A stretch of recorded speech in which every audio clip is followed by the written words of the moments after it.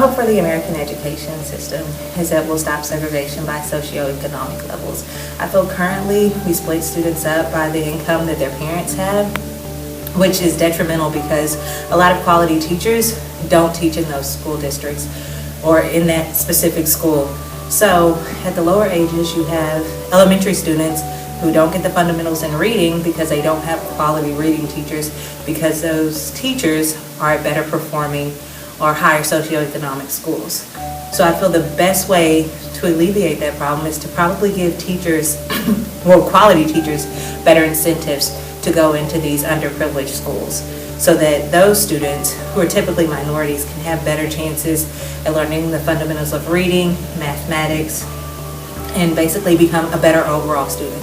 So I don't feel like that deficit will change until we focus on making sure that students from lower income areas get the quality of education that those in higher performing schools or higher socioeconomic level schools get because of parent involvement and community involvement. So, as I said, I feel the only way we can do that is by finding ways to make quality teachers want to come into that school and deal with those type of students.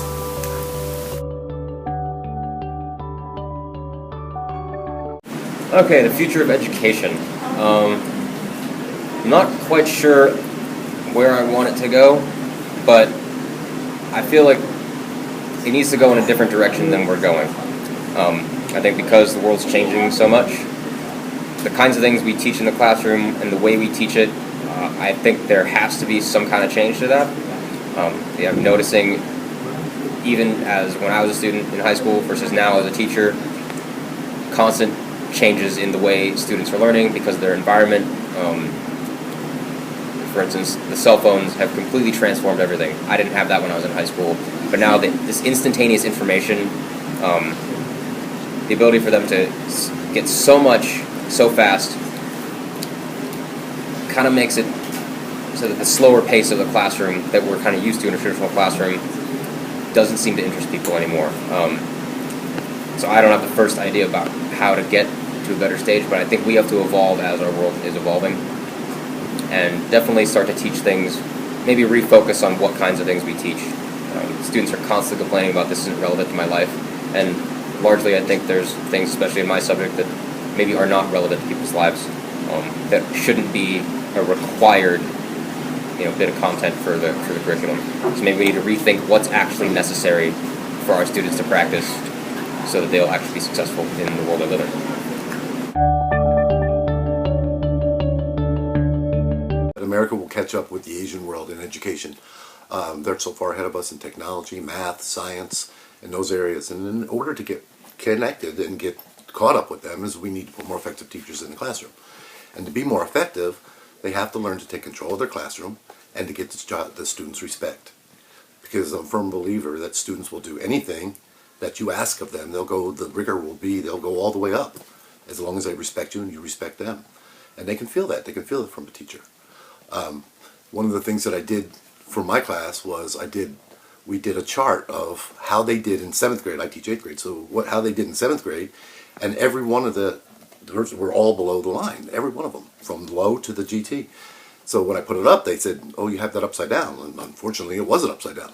So then I did one for 8th grade, from the 8th graders that had left, and showed how far they had gone up, and said, "That's what you're going to do." And it's not like, "That's what we hope you're going to do," it's what you are going to do. And they did.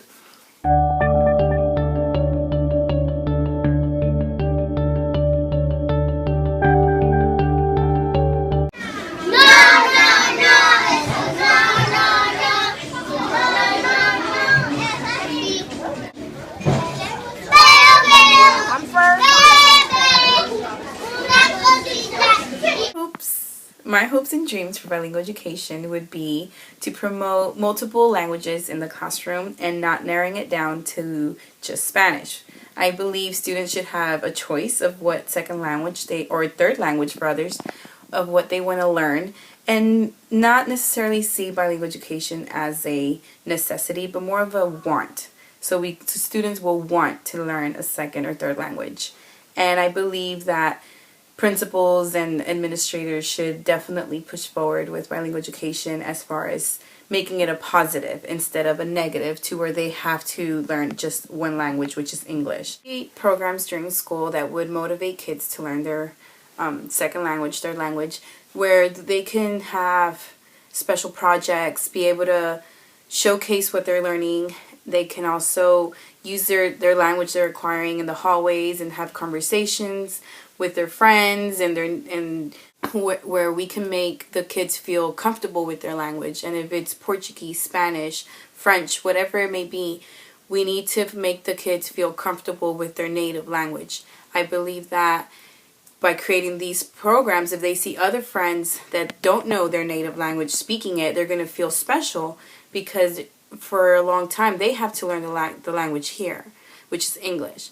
And if other students get to learn their native language, it just turns the tables around, and they feel confident, and they're going to want to learn English more because they see other students learning their native language.